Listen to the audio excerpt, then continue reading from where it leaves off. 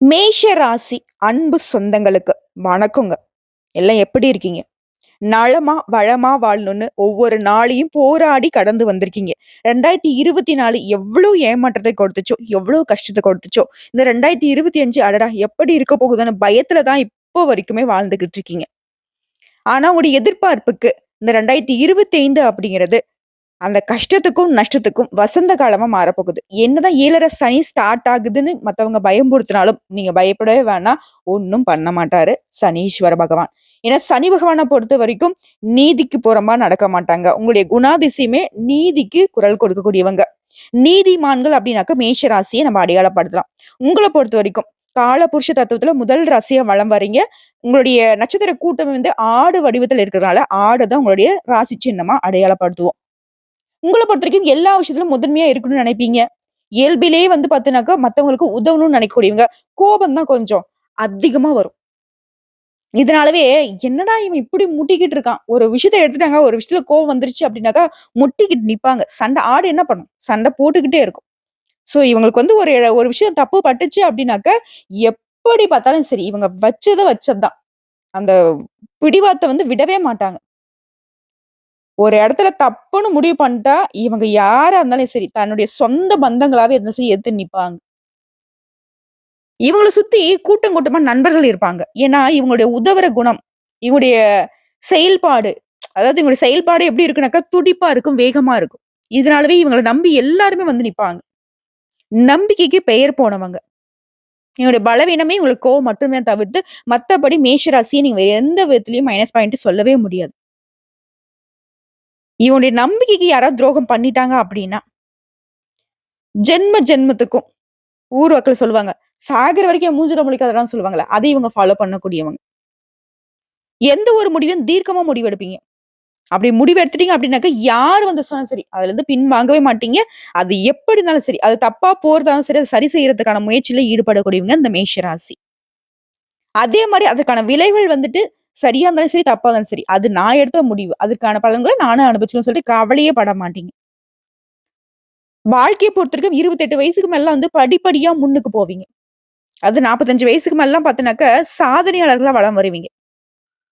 எப்பவுமே இப்போ சின்ன பிள்ளைகள்ல இருந்து 60 வயசு வரைக்குமே உங்களுக்கு வளர்ச்சிக்கு வந்துட்டு எது முட்டுக்கட்டையா வந்து நிக்குனாக்கா, முன் கோபம் மட்டும் இருக்கும். அத மட்டும் கொஞ்சம் தளர்த்திக்கிட்டா போதும். மேஷத்துடைய வெற்றிக்கு எதுவும் பாதகமா நிக்காது. எல்லாமே ஓகே தான். ஆனா மேஷம் ஏன் இவ்ளோ கஷ்டப்படுது? ரொம்ப சுறுசுறுப்பா இருக்கீங்க. தேனீ மாதிரி வலம் வந்துட்டு இருக்கீங்க. திட்டம் தீட்டுறீங்க. எல்லாருக்கும் உதவி செய்றீங்க. கடவுள் மீது அதீத நம்பிக்கை இருக்கு. எந்த இடத்துல நம்ம வந்துட்டு தோல்வி அடையிறோம்? நம்பிக்கை. நெறைய பேர் மேல நம்பிக்கை வைக்கிறது. எல்லாரையும். அது பாலையும், கல்லையும் பிரித்து பார்க்க தெரியாம வெள்ளையா இருந்தா அது வந்து உண்மை, தூய்மைன்னு நம்புறோம். ஆனா, அத வந்துட்டு நெறைய பேர் முகமூடியா போட்டுக்கிட்டு, நம்ம கிட்ட இருக்கக்கூடிய எல்லா விஷயத்தையும் அதாவது சொல்லப் போனாக்கா கழுத்து அறுத்த ரத்தம்லாம் குடிச்சிருப்பாங்க. மேஷ ராசிக்காரங்களே, நம்ம சொல்லக்கூடிய விஷயங்கள் உண்மைன்னு நெனச்சா கமெண்ட் பாக்ஸ்ல பதிவிடுங்க. அவ்ளோ நம்பிக்கைய ஒரு நொடியில உடைச்சிருப்பாங்க. அப்படியே கையறுந்த நிலையில நின்னுருப்பீங்க. காதல் வாழ்க்கையில இருந்து, நட்பு வட்டாரத்துல இருந்து, சொந்த பந்தங்கள்ல இருந்து, கூட்டு தொழில் செய்தவங்கள்ல இருந்து, எல்லா விதங்கள்லயும் பல துரோகங்கள தாங்கி, இப்பவும் உழைப்பை மட்டுமே நம்பி, கம்பீரமா நிக்கிறதுனாலவே, நெறைய பேர், "என்னடா இவன்? என்னடா இவ?" மேஷத்த சேர்ந்தவங்கலாம் ஆச்சரியமா மத்த ராசிக்காரர்கள் பார்த்துட்டு இருக்காங்க. உண்மதானே? உங்களுடைய போராட்ட நிலையை ஒரு செகண்ட் நெனச்சா கூட கண்ணுல தண்ணி வராது. ரத்தம் தான் வரும். ஏன்னா கண்ணீர் வந்து பாத்தீங்கன்னாக்க வடிஞ்சு போச்சு. இல்லையா? ஆனா 2025ங்கிறது அப்படிப்பட்ட ஒரு மோசமான நிலையை நீங்க ஒரு நாளும் சந்திக்க மாட்டீங்க. அதற்கு கடவுளுடைய அனுகிரகம் உங்களுக்கு துணை நிக்குது. உங்களுடைய பிறப்பே ஒரு போராட்டமா தான் இருந்திருக்கும். உங்களுடைய வாழ்க்கை வளர்ச்சி அப்படிங்கிறது ஒரு போராட்டத்துல தான் வந்திருக்கும். சோ போராட்டம் அப்படிங்கிறது உங்களுக்கு பெருசு கிடையவே கிடையாது. அட விட்றா பார்த்துக்கலாம். ரிஸ்க் இருக்குல்ல, ரஸ்க் மாதிரின்ற மாதிரி இந்த காயங்களும், இந்த துரோகங்களும் உங்களுக்கு வந்து பார்த்தீங்கன்னாக்கா, ஒரு சின்னதா ஒரு தழும்பு மாதிரி தான். வீர தழும்பமா எடுத்துட்டு அடுத்து போய்க்கிட்டே இருப்பீங்க. ஒரு முறை அவன் தள்ளி விட்டானாக்கா, அவன் தள்ளி விடுறதுக்கு அடுத்த டைம் யோசிக்கிற அளவுக்கு உங்களுடைய வளர்ச்சி இருக்கும். அசுர வளர்ச்சியை நோக்கி பயணம் பண்ணக்கூடிய மேஷ ராசிக்கு 2025 அப்படிங்கிறது நீங்க எதிர்பார்க்க முடியாத அளவுக்கு வளர்ச்சியை மட்டுமே கொடுக்குங்கிறத நம்பிக்கையோட தெரிவிச்சுக்கிறேன். இந்த வருடம் முழுக்கவே உங்களுக்கு வளர்ச்சியை கொடுக்கக்கூடிய விதத்துல, உங்களுடைய ராசிக்கு அதிபதியான செவ்வாய் பகவானுடைய தெய்வம் முருகப்பெருமான், அவருடைய அண்ணன் விநாயக பெருமானுடைய வழிபாடு உங்களுக்கு துணை நிக்குது. இந்த வீடியோ பதிவு பார்க்கக்கூடிய இந்த தருணத்துல, ஓம் ஸ்ரீ விநாயக பெருமானே போற்றி போற்றி அப்படின்னு சொல்லிட்டு இவருடைய நாமத்தை 3 முறை சொல்லுங்க. முடிஞ்சா கமெண்ட் பாக்ஸ்லயும் பதிவிடுங்க. முதல் கண் கடவுளான விக்னங்களை தீர்க்கக்கூடிய விநாயக பெருமானுடைய வழிபாடு மட்டும்தான் உங்களுடைய கடின உழைப்பை தாண்டி ஸ்மார்ட் ஒர்க்குக்கு இப்ப முன்னேற்றத்தை கொடுக்கும். ஏன்னா ரொம்ப கஷ்டப்பட்டுட்டீங்க. ரொம்ப ஓஞ்சு போய் இருக்கீங்கன்னு நான் சொன்னேன் இல்லையா? சோ ஒரு லிஃப்ட் வேணும். முருகப்பெருமான் மாரி நம்ம வந்து ஓடி ஓடி உழைச்சு முடியாத சமயத்துல நெறைய கஷ்டங்கள தாண்டி வந்திருக்கோம். கோச்சுக்கிட்டு போய் உட்கார்றதா? முருகப்பெருமான் சொல்லிட்டாரு. என்னுடைய பக்த மேஷ ராசிக்காரங்க எல்லாரும் ரொம்ப கஷ்டப்பட்டாங்க. அண்ணான்னு சொல்லிருப்பாரோ என்னவோ தெரியல. அதனால விநாயகர் பெருமான் என்ன சொல்றாரு, உன் பக்தர்கள் எல்லாம் என்ன வழிபாடு செய்ய சொல்றா? ஒவ்வொருத்தவங்களையும் நான் வந்து தூக்கி விடுறேன் அப்படிங்கிற மாதிரி. சோ அனுதினமும் விநாயகர் பெருமான மனசார நினைச்சுக்கிட்டு, முடிஞ்சதுன்னா தினமும் ஒரு 9 முறை தோப்புக்கரணம் போட்டுட்டு, அவருதான் எங்க வேணா இருக்காரு இல்லையா? திரும்பி பார்க்கக்கூடிய அடுத்த வீட்டு செவுத்துல கூட நிப்பாரு. பார்க்குற இடத்துலலாம் வழிபாட முடிச்சுட்டு, உங்க வேலைய செஞ்சு பாருங்க. அப்படியே என்ன சொல்றது? உட்கார்ந்த இடத்துல இல்ல. நீங்க நினைச்சு பார்க்க முடியாத வளர்ச்சி, அந்த விக்னங்களை தீர்க்கக்கூடிய விநாயகர் பெருமான் அருளிடுவார்.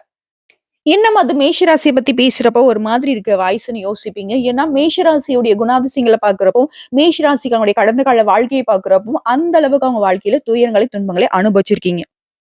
அதெல்லாம் கடந்து போகிறதுக்கான பலன்கள தான் இப்ப நம்ம சொல்ல போறோம். பலன்கள் என்ன? பரிகாரங்கள் என்ன? தொடர்ந்து நீங்க எந்த விஷயத்த வந்து செய்யணும், எந்த விஷயங்கள விட்டு விலகி நிக்கணுங்கிறத தெளிவா பார்க்கலாங்க. வீடியோ பத்தி கொஞ்சம் லென்த்தா இருக்குன்னு நினைக்காதீங்க. வருடம் முழுக்க நீங்க வந்து இதுதான் வந்து ஃபாலோ பண்ண போறீங்க. தெளிவா பார்த்துக்கோங்க. நல்லதே நடக்கட்டும். திரும்பவும் சொல்றேன். இனிய புத்தாண்டு அப்படிங்கிறது இனிமையான வாழ்க்கை நிலையை உங்களுக்கு வழங்கட்டும்னு சொல்லிட்டு கடவுள்கிட்ட மனசார பிரார்த்தனை வச்சுக்கிட்டு இந்த வீடியோ பதிவை நான் தொடங்குறேங்க. மேஷம்.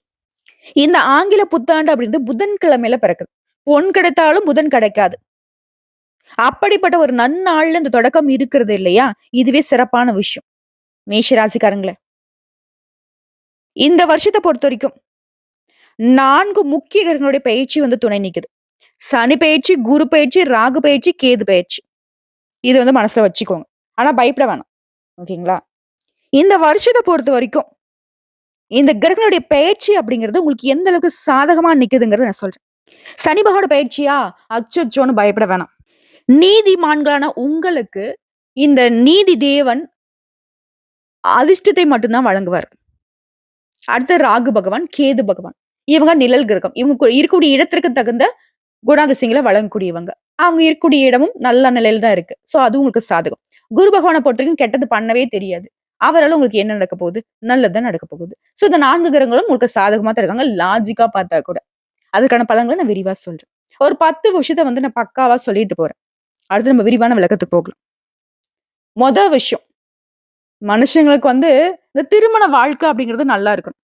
சோ திருமணம் ஆகாதவர்களுக்கு கூட வரன் தேடி தேடி அலுத்து போச்சும்மா. எத்தனையோ ஊருக்கு போயாச்சு. எத்தனையோ வரன் பார்த்தாச்சு. எதுவுமே முடியல.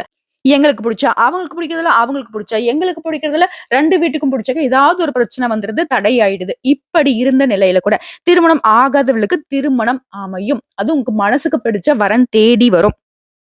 2வது விஷயம். பணம். நம்ம வாழ்க்கை நிலையே வந்து இப்போ தீர்மானிக்கிறது இந்த கலியுகத்துல பணம் தான் முக்கிய ரோல் ப்ளே பண்ணுது. நீண்ட நாட்களுக்கு நீ எதிர்பார்த்திருந்த பணம் கைக்கு வரும். உங்களுடைய வாழ்க்கை தேவைக்கான பணம் கையிருப்புல இருக்கும். சோ பண நெருக்கடிகள் விலகும், கடன் தொல்லைகள் நீங்கும். எந்த விஷயமா இருந்தாலும் சரி. பணம் சம்பந்தப்பட்ட அத்தனை பிரச்சனைகளுக்கும் தீர்வு உண்டு. அடுத்தது நீங்க ஆசைப்பட்ட எதுவா இருந்தாலும் சரி, அது நடக்கும். வீடு கட்டணும், நிலம் வாங்கணும், நல்ல வேலை அமையணும், திருமணம் ஆகணும், என்ன கனவு நீங்க வச்சிருந்தாலும் சரி, என்ன ஆசை வச்சிருந்தாலும் சரி, ஆண்களா இருக்கட்டும், பெண்களா இருக்கட்டும், நடக்கும். அடுத்த திருமண உறவை பொறுத்த வரைக்கும் ஃபர்ஸ்ட் திருமணம் விவாகரத்து ஆயிடுச்சுமா. 2வது திருமணம் வரன் பார்த்துட்டு இருக்கேன். பண்ணலாமா? பண்ண வேணாவா? இந்த மாதிரி ஒரு குழப்பம் இருக்கும். அப்படியே 2வது வாழ்க்கை அமைஞ்சாலும் எனக்கு நல்லா இருக்குமான்னு யோசிப்பீங்க. தாராளமா பண்ணலாம். நல்ல வாழ்க்கை துணை அமையும். அதற்கான வாய்ப்புகளும் இருக்கு. முயற்சி செய்யுங்க. அடுத்து வேலை. வெளிநாட்டுக்கு வேலைக்கு போலாம்னு நினைக்கிறேன். ரொம்ப நாளா ட்ரை பண்றேன். இங்கெல்லாம் வேலை நடக்க செட் ஆகலமா. அதே மாதிரி இங்க நான் சம்பாதிச்சாலும் பெருசா என் வாழ்க்கையில முன்னேற்றத்தை நான் பார்க்க முடியாதுன்னு நினைக்கிறீங்களா? தாராளமா போயிட்டு வாங்க. நல்ல வேலை அமையும். முயற்சி பண்ணுங்க. இந்த நேரம் நல்ல நேரமா இருக்கு. அடுத்த சொத்து. செவ்வாய் பகவான அதிபதியா வச்சுக்கிட்டு உங்களுக்கு சொத்து பிரச்சனை அப்படின்னு சொன்னாக்க, இது எப்படிங்க நம்ம ஒத்துக்க முடியும்? ஆனா உங்களுக்கு தான் வரும் பிரச்சனை. சொத்து வந்து ஏகபோக சொத்து இருக்கும். அதான் இவங்க அனுபவிக்க முடியாது. எவனோ எங்கேயோ இருக்கவன்லாம் வந்து கேஸ் போட்டு கோர்ட்டு கேஸ்ன்னு அலைய விட்டுட்டு இருப்பான். அவனுக்கு ஒரு நல்ல பதிலடி. நம்ம நான் தலைப்புல சொல்லிருப்பேன். மேஷராசியுடைய கால்ல விழுந்தா கூட முடியாது. நீங்க காலிடா அப்படிங்கிற மாரி தான். பூர்வீக சொத்துக்கு அவங்க கைக்கு வரும். எந்த ஒரு எவனாலயும் ஒண்ணும் பண்ண முடியாது. கோர்ட்டு, கேஸ் வழக்குகள் எதுவா இருந்தாலும் சரி, உங்களுக்கு தான் சாதகமான தீர்ப்பு கிடைக்கும். அதுவே குடும்பத்திலேயே திருமண வாழ்க்கையில பிரிந்து போன தம்பதிகள், கோர்ட்டு கேஸ்லாம் போலமா. ஆனா கோச்சுக்கிட்டு போயிட்டோம். பிரிஞ்சு வாழ்ந்துகிட்டு இருக்கோம். ஆனா இப்போ வந்து பாத்தீங்கன்னாக்கா மனசுல தோணிக்கிட்டு இருக்கு. ஆனா நான் போனா அவங்க பேசுவாங்களா? அவங்க வந்தா நான் பேசுவேனா? இல்ல நடுவுல வந்து பாத்தீங்கன்னாக்கா குடும்பத்தாரே கொஞ்சம் குழப்பத்தை ஏற்படுத்திட்டு இருக்காங்க. இப்படி இருந்தா கூட இப்போ வந்து முயற்சி பண்ணுங்க. பிரிந்த தம்பதிகள் கூட இப்போ ஒன்று சேர்ந்து வாழ்வதற்கு அமோகமான காலகட்டம். அடுத்ததா வேலை. தனியார் துறையில இருப்பீங்க. அரசாங்க வேலைக்கு ஆசைப்படுவீங்க. சொந்தமா தொழில் செய்வீங்க. இல்ல அரசு உத்தியோகத்த பார்க்கணும்னு ஆசைப்படுவீங்க. அரசு தேர்வுகளுக்கு தயாராகக்கூடிய மேஷ ராசி யாரா இருந்தாலும் சரி, அரசு சம்மந்தப்பட்ட எதுவாக இருந்தாலும் சரி, உங்களுக்கு அனுகூலமான பலன் உண்டு. அரசு வேலை நிச்சயம். அதே மாரி நல்ல வேலை அமையும். அது அரசு உத்தியோகமா இருக்கட்டும், அரசாங்க உத்தியோகமாகட்டும், நல்ல தொழில் அமையும். சொந்த தொழிலா இருக்கட்டும், இல்ல கூட்டு தொழிலா இருக்கட்டும். அதே மாதிரி பெயர், புகழ் அப்படிங்கிறது உச்ச நிலைக்கு போகும். இந்த வருஷம் முழுக்கவே பெயரு, புகழோட நல்லா செல்வ செழிப்போட வாழப் போறீங்க. இத விட வேற என்னங்க வேணும்? மேஷ ராசிக்கு. தெளிவா நான் சொல்லிட்டேன். இப்போ ஒவ்வொரு பயிற்சி உங்களுக்கு எந்த மாதிரியான பலன்கள அள்ளி கொடுக்க போகுதுங்கிறத பார்க்கலாமா? மேஷ ராசிக்காரர்களுக்கு திரும்பவும் சொல்றேன். உங்களுடைய நம்பிக்கைக்கு ஒரு நாளும் பங்கம் வராது. கடவுள் நம்பிக்கை எந்த அளவுக்கு வச்சிருக்கீங்களோ, அதே மாரி 2025 நம்புங்க. உங்களுக்கு மோசம் பண்ணிட்டு போகாது. 2024 எந்த அளவுக்கு பாதகத்த பண்ணுச்சோ, அதுக்கு அப்படியே நேர்மாறா உங்களுக்கு சாதகத்த மட்டுமே அள்ளி கொடுக்க போகுது. ஓகேங்களா? முதல்ல சுபகிரகமாக இருக்கக்கூடிய குரு பயிற்சி உங்களுக்கு எப்படி இருக்கு? இந்த 2025லனா, போன வருஷம் பல கஷ்டத்த கடந்திருப்பீங்க. நெறைய விஷயத்த இழந்திருப்பீங்க. ஆனா இப்போ மிகப்பெரிய மாற்றத்தையும், முன்னேற்றத்தையும், பொருளாதார மேன்மையும் கொடுக்க போறாங்க. செவ்வாய் பகவானே ராசி அதிபதியை கொண்ட மேஷ ராசிக்கு இந்த வருடம் முழுவதும் உங்க முயற்சிகள்ல சாதகமான பலன் கிடைக்கும். பண வரவு திருப்திகரமா இருக்கும். சேமிக்கக்கூடிய உங்க பழக்கம் அப்படிங்கிறது உயர்வுக்கு போகும். குடும்பத்த பொறுத்தவரைக்கும் குடும்பத்துல இருக்கிறவங்க உங்கள அனுசரிச்சு நடந்துப்பாங்க. அதுவே கணவன் மனைவிக்கு இடையே அந்யோன்யம் அதிகரிக்கும். உங்களுக்கு இருந்து வந்த அந்த மனக்கசப்புகள், பிரச்சனைகள் எல்லாமே தீரப்போகுது. பிள்ளைகளால உங்களுக்கு பெருமை சேரும். ஆனா உடல் ஆரோக்கியத்த பொறுத்தவரைக்கும் ரொம்ப கவனமா இருக்கணும். அதே மாரி வண்டி, வாகனங்கள பயன்படுத்துறப்பவும் கவனம் தேவை. இந்த 2 விஷயத்த யார் உங்களுக்கு எச்சரிக்கை குடுக்குறாரு தெரியுமா? சனீஸ்வர பகவான். அச்சச்சோ! 7:30 சனி ஸ்டார்ட் ஆமா, அதனாலவா அப்படின்னு கேட்டீங்கனாக்கா, அது கிடையவே கிடையாது. ஓகேவா? அவரு வந்து என்ன செய்றாரு அப்படின்னாக்கா, நீங்க ரொம்ப காலமா உடல் ஆரோக்கியத்த கவனிக்கவே இல்ல. அதற்கு தான் ஒரு டிங்குன்னு ஒரு மணி அடிச்சு விடுறாரு. ஸோ ஆரோக்கியத்த பார்த்துக்கோங்க. அதே வண்டி வாகனத்துல போறப்ப தேவையில்லாத சிந்தனைகளுக்கு ஆட்படுறீங்க. நம்ம சொல்லக்கூடிய விஷயங்கள் உண்மை நினைச்சா கமெண்ட் பாக்ஸ்ல பதிவிடுங்க. அதுக்கு வந்து எச்சரிக்கை குடுக்குறாரு. தேவையில்லாத சிந்தனைக்கு போகாத. நீ வண்டி ஓட்டுறியா? வண்டிய மட்டும் ஓட்டு. அக்கம் பக்கத்துல இருக்கவன் ஸ்பீடா வரானா, நீ ஸ்பீடா போறியா? முன்னாடி பள்ளம் இருக்கா? கல் இருக்கா? எது வந்தாலும் பார்த்து டிரைவ் பண்ணுங்கிறத உணர்த்துறாரு. அடுத்து உங்க மனநிலைய பொறுத்தவரைக்கும் ரொம்ப சோகமா, எதையும் இழந்த மாதிரி, அப்படி இருந்த உங்களுடைய மனசு இப்போ உற்சாகம் பெருக்கெடுத்து வரும். தடைப்பட்ட காரியங்கள் தங்கு தடையில்லாம உங்களுக்கு சாதகமான பலனை கொடுக்கும். எந்த விஷயம் செய்யறதுக்கு தயங்கவே மாட்டீங்க. அப்படி ஒரு உற்சாகமான அமைப்போட இப்ப வேலை பார்க்க போறீங்க. இதுவே சொந்தமா தொழில் செய்யக்கூடிய மேஷ ராசில தொழில், வியாபாரம் அப்படிங்கிறது லாபகரமா நடக்கும். உங்களுக்கு இருக்கக்கூடிய போட்டிகள் விலகும். தன்னம்பிக்கையுடன் செயல்பட்டு எந்த விஷயத்திலும் முன்னேற்றம் அடைவீங்க. உங்களுடைய வாடிக்கையாளர்கள் திருப்தி அடையக்கூடிய அளவுக்கு நீங்க நடந்துப்பீங்க. புதுசா தொழில் தொடங்கணுன்ற உங்களுடைய எண்ணங்கள் எல்லாமே மேலோங்கும். அதுவே உத்தியோக பணிகள்ல இருக்கிறவங்க திட்டமிட்டு பணிகளை செய்து முடிப்பீங்க. சக ஊழியர்கிட்ட பழக்கவழக்கத்த மட்டும் கொஞ்சம் கவனமா இருங்க. மேலிடம் வந்து பார்த்தீங்கன்னா, உங்களுடைய வேலைக்கு பாராட்ட குடுக்கும். உங்களுடைய பதவி உயர்வுக்கும், சம்பள உயர்வுக்கும் ஆலோசனை பண்ணும். அடுத்து பெண்கள பொறுத்தவரைக்கும், அதனுடைய செயல்பாடு உங்களுக்கு கோபத்த உண்டாக்கலாம். அத கொஞ்சம் கட்டுக்குள்ள வச்சுக்கோங்க. மத்தபடி இந்த வருஷம் அப்படிங்கிறது பெண்களுக்கு சாதகமா தான் இருக்கு. அதாவது உண்மை இருக்கிற இடத்துல உணர்ச்சி வசம் இருக்கும். உணர்ச்சி வசப்படக்கூடிய இடத்துல கோபம் இருக்கும். கோபம் இருக்கக்கூடிய இடத்துல குணமும் இருக்கும். பெண்கள பொறுத்தவரைக்கும் மேஷ ராசிக்கு இதுதான். முடிஞ்ச அளவுக்கு பண விஷயத்துல ரொம்ப கராரா இருங்க.